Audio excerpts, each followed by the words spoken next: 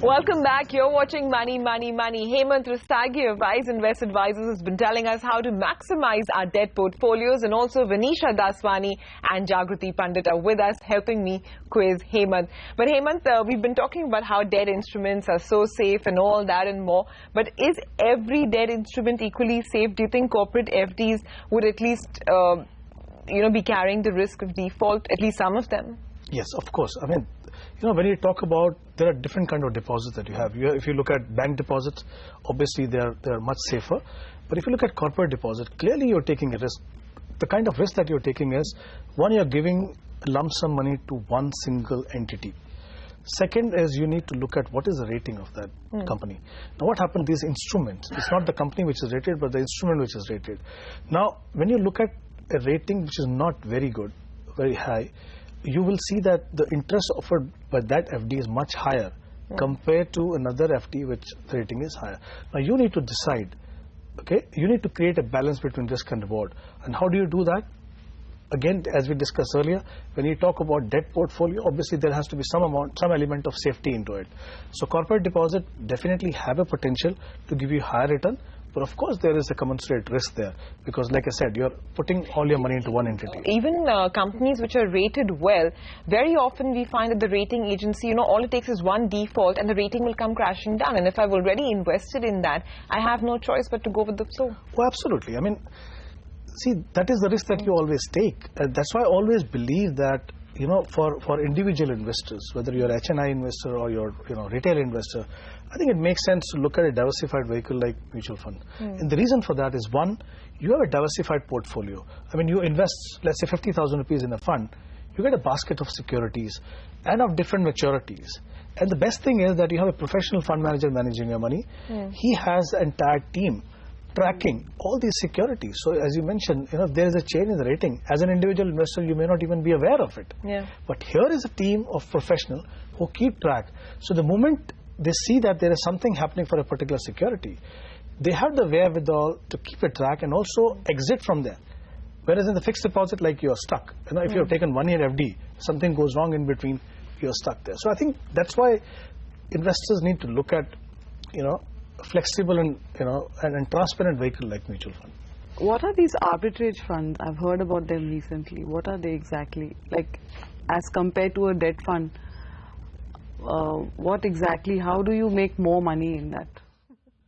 Well, arbitrage fund actually is not a debt fund. Maybe it's as safe as a debt fund because of the way it functions, the way it invests, because of its investment philosophy. But it's actually an equity fund. See, what typically happens in an arbitrage fund, and why they have come into limelight now, especially after the union budget because of change in the tax rule, since these are considered as an equity fund, right? After 1 year, the long-term capital gain is tax-free, the dividend that they pay is tax-free. But why are we saying that they are akin to a debt fund? Is because what they try and do is they try and generate returns from you by looking at, taking advantage of arbitrage opportunities that exist between cash market and derivative markets. Because they do not take open position in the equity market, they don't expose you to any kind of risk. And that's why they get the benefit of equity fund taxation. Generally, the return in these funds will vary between 7 to 9%. It depends on the kind of arbitrage opportunity which exists in the market. In a volatile market, there are more opportunities. In a rising market, sometimes the fund manager may struggle to give you the return. But the fact that these are equity funds from taxation point of view, and it's a tax-free return, it makes sense to definitely include them in the portfolio.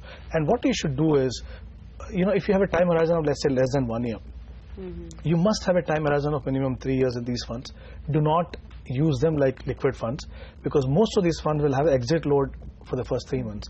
So if you take out your money after, let's say, one month, and you end up paying 0.5% exit load, your 6% annualized return has gone in that. So don't do that.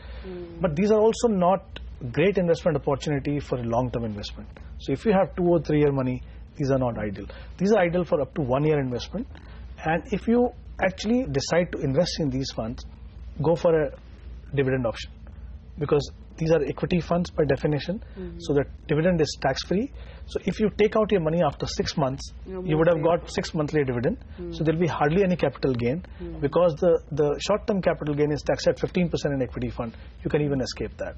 So it's important to choose the right fund and also choose the right strategy to make it more tax efficient. Hemant, the other thing that, where debt instruments are very, very helpful is especially if someone wants to generate regular income. So in that sense, which is the best product, for someone who's looking to have income, say, monthly or quarterly? Well, Sumera, life has become a bit difficult for those guys who want regular income, especially from mutual fund product. See, what has happened is the debt funds have to pay a dividend distribution tax. Now, which is 28% for individuals. And okay, now what has happened in the Union Budget 2014-15, there is again change in the tax rule here. Earlier the DDT was being paid on the net amount. Now it has to be paid on the gross amount, which means you have to pay maybe a couple of percentage point higher. Now the problem is that if you're in a higher tax bracket of 20 and 30%, you end up paying practically the same amount of tax that you would pay in a traditional option like bank's fixed deposit. Okay, but what do you do now? You want regular income, okay, and you don't want to pay tax.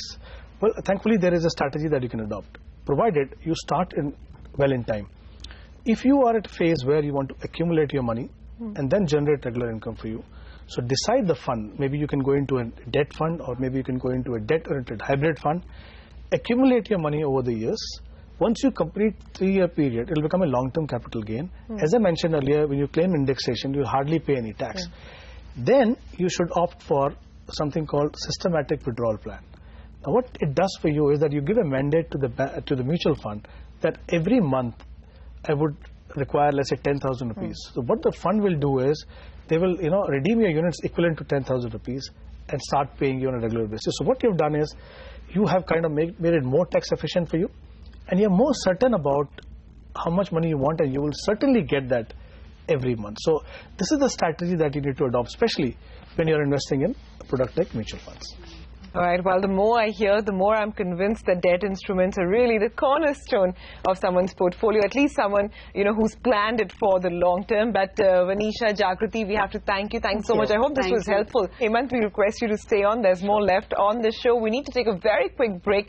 But before that, did you know that in a major relief for two-wheeler owners, the Insurance Regulatory and Development Authority, or IRDA, has introduced the long-term motor third-party insurance policy with a 3-year term. So this means that two-wheeler owners need not renew their motor insurance every year. Also, the total premium charged for the third-party coverage will now be thrice the annual premium earlier, and this premium will actually not be revised upwards or downwards during the term of the policy. So let's take that break. Still ahead is our viewer call-in segment, Can I Afford It?